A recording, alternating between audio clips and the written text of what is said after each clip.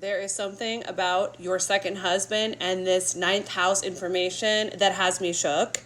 There is something. So I saw a video yesterday that said your second husband is your ninth house astrology. So whether it's the sign that he's in, what he represents, the dynamics of your relationship, look at your ninth house on your birth chart, which go to Astrology Cafe, the app, if you don't have that, and put in where you were born, the time you were born, and it will tell you all of your houses and all of your planetary alignments. So I went and checked mine out yesterday, and let me show you what I found. Here we go. Ninth house Saturn is Leo. Now, my second husband is a Leo, so I thought, coincidental. Let's dive a little deeper, shall we? I love my astrology, but I am not one that can just read it directly from a diagram. So yes, I got to get into the text. So let's read. It is the other social planet. Saturn rules responsibility, restrictions, limits, boundaries, fears, and self-discipline. Now you may ask, how are those things the makings of a loving relationship? That sounds like control. That sounds like a lot of rigidness, black and white. How does that create a loving romantic relationship? Well, listen here. My husband is so social. He and I are extremely social in that we really vibe off of other people's energies. We love social gatherings. We like being in places where there's other energies to pick up on. So makes sense. Also, we are content creators together. Go over and follow our page, My Person Pep Talk. We talk to other people. We have a community of people that are all about thriving, growing, and finding love. Okay, so I don't know what's more social than that. We are so social together. We are creating an empire on that business, okay? But let's get into the responsibility, restrictions, limits, boundaries, fears, and self-discipline. My first marriage, I was really young. I was in Mormonism, so I was told who to be. I was told where to go. I was told what my morals should be and values. And I had a really hard time with that because there was something inherently within me that knew that I needed to find that myself. So my first marriage was the wild, wild west of me straddling the line of trying to live by all these values that the church was dictating to me, which was really at the end of the day, deference to it as a corporation and an organization. It had very little to do with my own morals and values. And trying to find my way, trying to step out of those alignments and find my own way. And unfortunately, how I learn is through making mistakes. That's how I learn. I don't learn from somebody telling me what to do.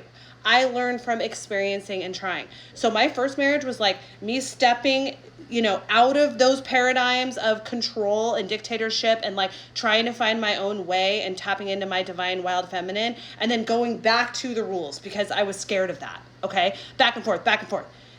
This second marriage, I have mastered a lot of those back and forth, wishy-washy ways. I have learned who I am. I have stepped away from an organization that would tell me how to be or what I needed to do. And I have discovered myself what my values are. I have discovered myself what I honor and who I want to be and how I want my relationships to look. And it is all built on safety, honesty, self-awareness, authenticity. And so my new marriage, the second marriage, there are boundaries and limits and restrictions and self-responsibility within me to adhere to my values and to have integrity because I have cultivated that value system. So it makes complete sense that my second marriage is built on limits, boundaries, fears, and self-discipline. It says your struggle with arrogance, egocentrism, and need for validation and bossiness. That was my old way before I walked into this new era of healing, self-awareness, not self-abandoning, radical self-acceptance and love. And I have walked through the valley of the shadow of death to get out onto this other side. So I love the restrictions, the limits, and the boundaries that I have for myself now based on an inherent self-worth and integrity. And so, yes, I do struggle with arrogance, egocentrism, and need for validation and bossiness. I do. And this second relationship really helps me to keep that in check because the relationship honors the self-validation that I have within. It always has. He values me. He is loyal. He is strong. He is steadfast. He reminds me every single day what I bring to this world and how appreciated I am. And I don't need him to, because I have cultivated that within. But his treatment of me reflects an inner validation and worth all the time. And so I now no longer need to look outside of my relationship to get that, because I have cultivated it within, and he cultivates it in the way that he treats me. Okay, last, standing on business here. It's in your 9th house, meaning you have had difficulties with the creation of personal meaning.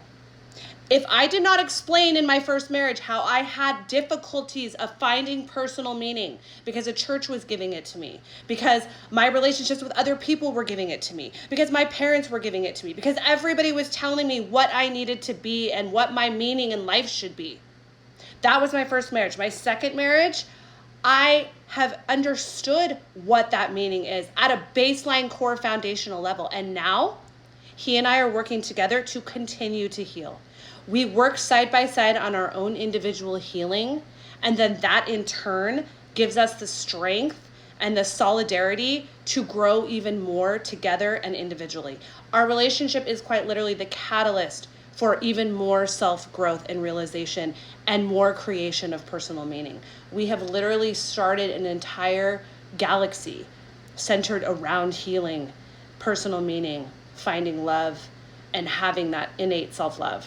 So if the 9th house does not apply to your second marriage more than this circumstance, I don't know what to tell you. I don't know what to tell you.